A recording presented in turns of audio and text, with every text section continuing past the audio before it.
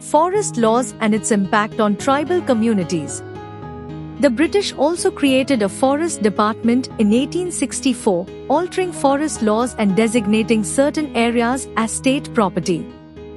The Indian Forest Acts of 1878 and 1927, along with the Madras Forest Act of 1882, imposed regulations on cultivation, movement, and duties on timber and forest produce. Some forests were declared reserved, which was met with protests from tribal communities who believed they had natural rights to the forests and their resources. In the 18th century, the British used tribal communities, such as the Santhals, to rear silkworms for silk production. However, the traders profited greatly from this arrangement, leaving the tribal producers in debt and exploited. Tribal revolts.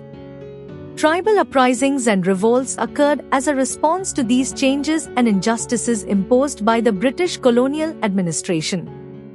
These revolts were typically suppressed by the British, who possessed more advanced weaponry.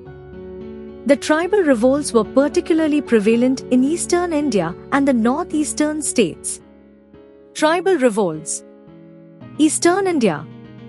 Eastern India, encompassing regions like West Bengal, Odisha, Bihar, and Jharkhand, witnessed several tribal uprisings against British agrarian policies and taxation laws. Khond Revolt.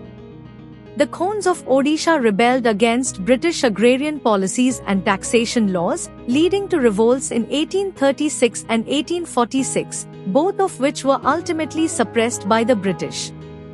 Santhal Revolt. In parts of the Chota Nagpur Plateau, the Santhals revolted against the British, landlords, police, and moneylenders in 1855 to 1856, leading to guerrilla warfare against the British, which was later crushed by British forces. Kharwar Revolt. The Kharwar tribe, found in multiple states, revolted against the British in 1870 due to imposed rents, but the British managed to suppress the revolt. Kol Revolt. The Kols, inhabitants of the Chota Nagpur Plateau, revolted in two phases, initially resisting the payment of taxes to the British and later engaging in a more extensive rebellion against British interference. Munda Rebellion. This rebellion took place in the Chota Nagpur region and was one of the earliest tribal uprisings against oppressive landlords and the British government, occurring in 1771 and 1779, led by Tilka Manjhi. Birsa Munda also played a significant role in the Munda Rebellion, which was one of the most prominent tribal uprisings against British rule in India.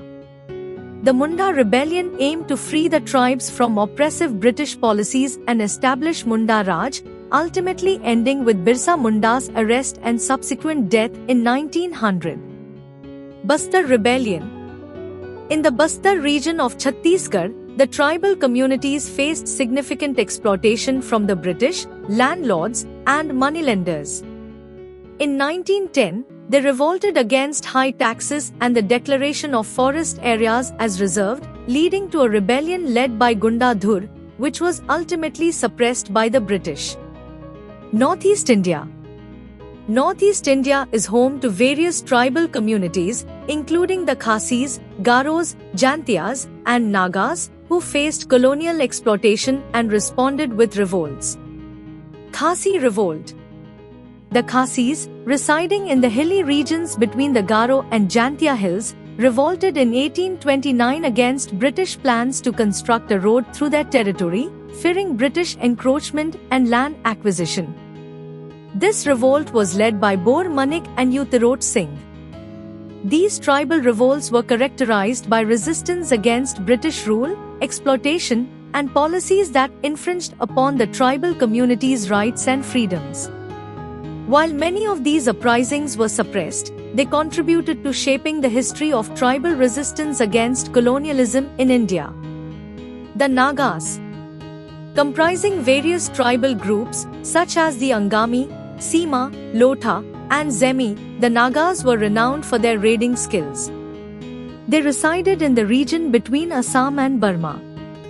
In 1820, Assam came under British control, and the British aimed to curb Naga raids on the plains. This led to a Naga revolt in 1849, which the British subsequently suppressed in 1851. The Kukis. The Kuki tribe inhabited the Lushai hill ranges of Manipur and Tripura and held deep resentment toward the British due to their unjust agricultural and labor policies. The Kukis were not allowed to practice jhum cultivation and were denied fair payment for manual labor.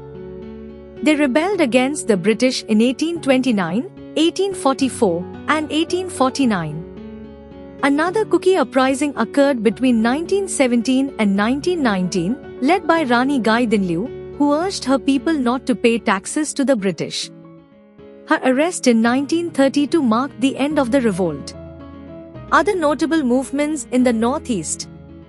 Additional significant movements in the Northeast during British rule included the Mishmi Revolt in 1836, the Khamti Rebellion in Assam from 1839 to 1844, the Lashais Revolt in 1842 and 1844, the Sintengs Revolt in the Jantia Hills from 1860 to 1862, the Saflas Revolt during 1870 to 1873, the Kacha Nagas uprising in Kacha in 1882, and a women's protest in Manipur in 1904. Revolts in other regions of India. Several revolts took place in different parts of India prior to the 1857 revolt. Notable among them were the revolt of the Koya and Khonda tribes. The Koya and Khonda tribes, hailing from Andhra Pradesh, engaged in a series of revolts. The Koya Rebellion in 1879 to 1880, led by Thomas Sora, protested against British agrarian and forest policies. The Koyas also rebelled in 1840, 1845, 1861, 1862, and 1886 under the leadership of Raja Anantayar. In 1900, a Khonda chieftain named Korra Malya incited his people to resist British occupation, leading to another revolt. The Bhil Revolt.